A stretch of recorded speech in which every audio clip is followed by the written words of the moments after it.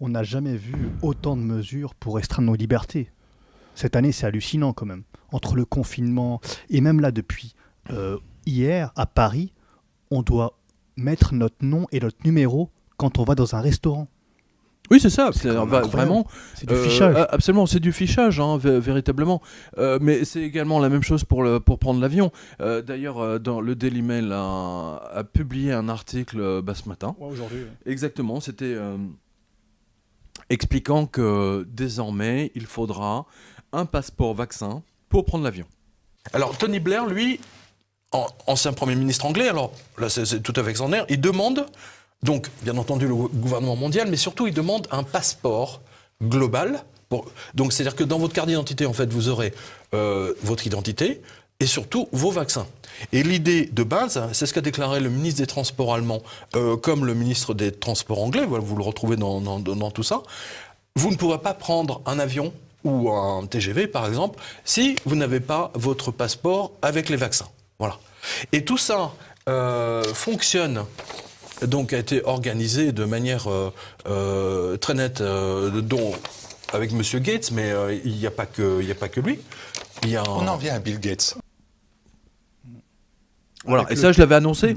Je l'avais annoncé déjà, parce que ça, je le sentais venir, si vous voulez. Pour une raison très simple. C'est que, rappelez-vous, il y a 8 ans, vous m'avez interviewé sur Blight Masters. Vous vous souvenez de ça ? Oui, oui. À l'époque, voilà. Elle est juste derrière vous, d'ailleurs. Oui, juste derrière moi, voilà, c'est ça. C'est très curieux de voir, si vous voulez, que il y a 15 jours, Bloomberg a enfin publié un grand article en expliquant que Blight Masters était à la tête d'une entreprise criminelle et qu'elle truandait le cours de l'argent et surtout de l'or. Voilà. Depuis 400, elle est partie de la JP Morgan.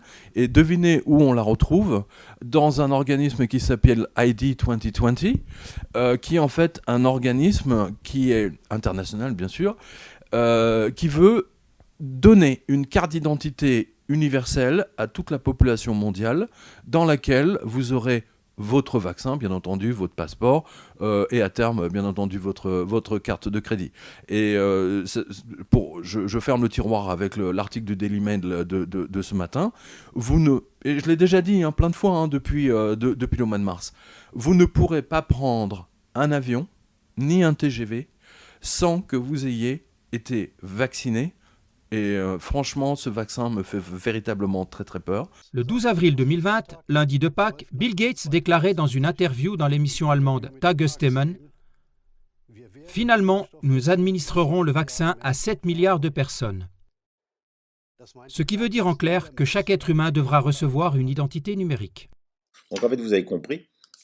Avec le vaccin, vous allez avoir une identité numérique, donc on saura déjà si vous êtes vacciné, oui ou non. Donc si vous allez avoir, je vous rappelle que le Parlement danois, alors qu'il y avait à peine 2 morts, ont voté une loi comme quoi, quand le vaccin du coronavirus sera là, les gens seront obligés de se vacciner, sinon ils n'auront plus droit au rentrer dans des hypermarchés, les transports publics. Donc on y vient là, on y vient, c'est ce qu'ils veulent, c'est ce qu'ils veulent. Partout, vous allez entendre qu'on n'attend que le vaccin. Je pense pour ma part que cette épidémie ne se terminera que lorsqu'on aura un vaccin et un médicament. C'est demain matin ou dans 2 ans. Le système qui doit prévaloir dans cette crise, c'est le système de précaution. Et la précaution, tant qu'on n'a pas de vaccin, tant qu'on n'a pas de traitement efficace, eh bien, je vous le dis, c'est le port du masque. En l'absence de vaccin, le port du masque est un des seuls éléments qui permettent d'éviter une aggravation, une augmentation de la contamination. Quand j'entends Olivier Véran hier dire s'il faut, parce que 40% des Français ne veulent pas se faire vacciner, s'il faut, on l'imposera, ce sera obligatoire. Et ça, c'est une volonté, si vous voulez, de ce nouvel ordre mondial qui est piloté par des... Je veux dire, ce sont des gens qui sont complètement fous. On ne les voit pas. Mais s'ils ont pris la décision de mettre Blight Masters dans cet organisme ID 2020, c'est effectivement pour bien la remercier d'avoir truandé le cours de l'or et de l'argent et d'avoir fait perdre, et encore aujourd'hui, des milliards en termes de valeur sur l'épargne de centaines de millions de gens. C'est comme même des banques centrales d'ailleurs, hein, des banques centrales qui ont de l'or. Voilà. Et là, je referme un autre tiroir que j'ai ouvert il y a longtemps avec vous, il y a au moins 4 ans. Regardez, Nicolas Sarkozy nous avait annoncé, rappelez-vous, je crois, c'était en 2009. 2009. Voilà, il a dit rien ne pourra nous empêcher d'instaurer le nouvel ordre mondial.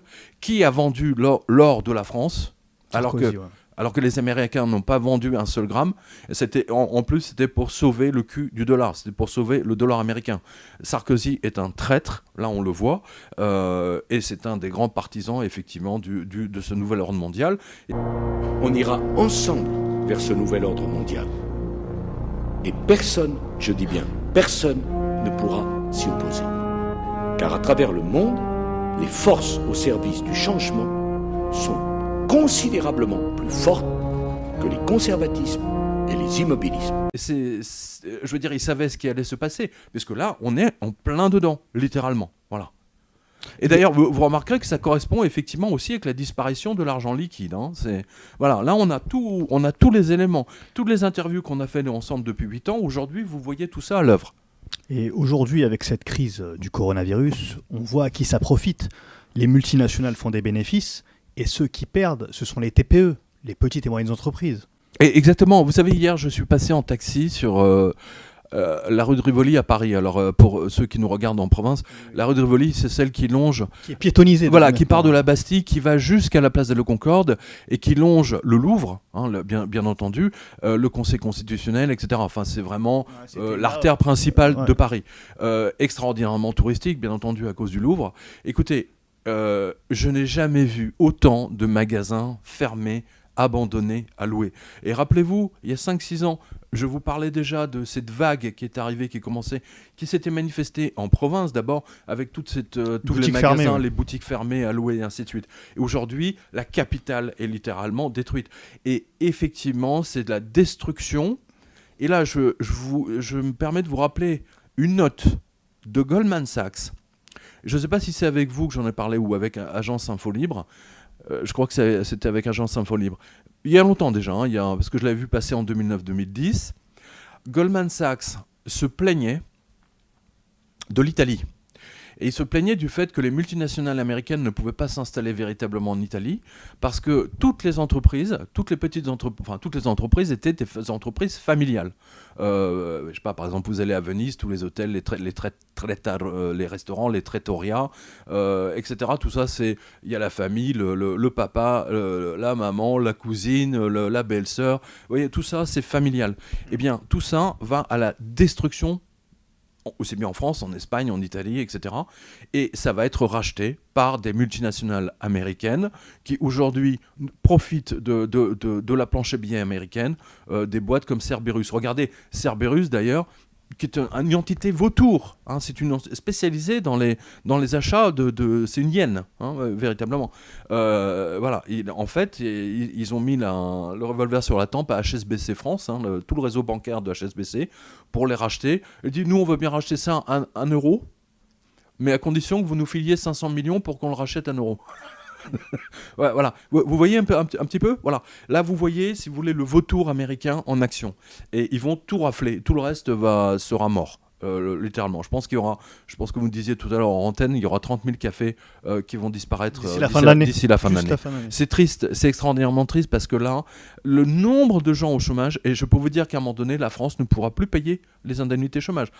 On est en mode grec. Je l'ai répété à plusieurs reprises. Le bistrot, c'est la tradition française en plus. Donc, le bistrot est effectivement la tradition française, mais la petite PME de province, etc., tout ça est en train de fermer. Littéralement, regardez ma liste des licenciements, regardez. Pardon ? Dans le futur, il n'y aura que des multinationales, il n'y aura plus d'indépendants. Alors la trilatérale, j'en parle tout le temps, c'est quoi ? Elle est née en 73 d'une réunion qui s'était tenue en 72. En 72-13. Et l'année d'après, donc, naît la trilatérale, qui était donc 3 moteurs industriels drainant derrière eux, à partir de 3 grands ensembles économiques, tout ce qui n'était pas multinational. Ils disaient même dans leur texte que toutes les petites et moyennes entreprises de nos pays deviendraient des sous-traitants, donc aux ordres. Exactement, parce que seules les multinationales, elles ont suffisamment de cash. Je vous donne un autre exemple.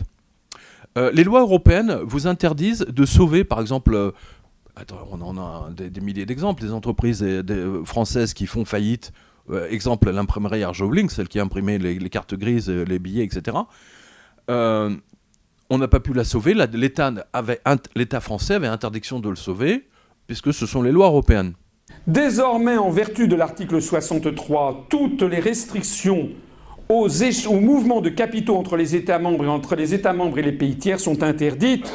Toutes les restrictions aux paiements entre les États membres et entre les États membres et les pays tiers sont interdites. Je dis bien les pays tiers. La construction européenne n'a pas supprimé les contrôles de mouvements de capitaux au sein de l'Union européenne. Elle a supprimé les mouvements de capitaux au sein de l'Union européenne, mais aussi avec tous les pays en voie de développement. C'est-à-dire qu'en réalité, ces traités ont donné un feu vert aux entreprises totales pour expatrier leurs usines dans des pays à très bas coût de salaire. C'est de là que viennent les délocalisations. C'est de là que ça vient. Auparavant, il y a 30 ans, en France, on ne parlait pas de délocalisation. Parce que quand une entreprise voulait délocaliser, créer son usine, elle devait d'abord demander l'autorisation de transférer 500 millions, 1 milliard, 2 milliards, 5 milliards de francs. Mais je vous donne l'exemple, en 2008, de Harley-Davidson, les motos, vous savez, les motos, machin. Voilà. Les Harley-Davidson étaient en faillite. Qui l'a sauvé? La Fed. Voilà. Donc, voilà. Et c'est pour ça, vous voyez que les multinationales américaines, avec l'aide de la planche à billets américaine, sont en train littéralement, de racheter le monde entier et tout le reste va être transformé en esclaves. Et bienvenue dans le monde de l'esclavage moderne du 21e siècle. Ce qu'il faut faire là, c'est qu'il faut exiger le Frexit. Mais vraiment, ça devient urgentissime. Chasser cette oligarchie, renverser la table et d'abord faire le Frexit, sortir la France de l'Union européenne et de l'euro, sortir la France de ce cauchemar. Mais nous ne ferons pas l'erreur de David Cameron, rassurez-vous. Nous n'allons pas faire de référendum pour la sortie de la France de l'Union européenne, ça je puis vous l'affirmer.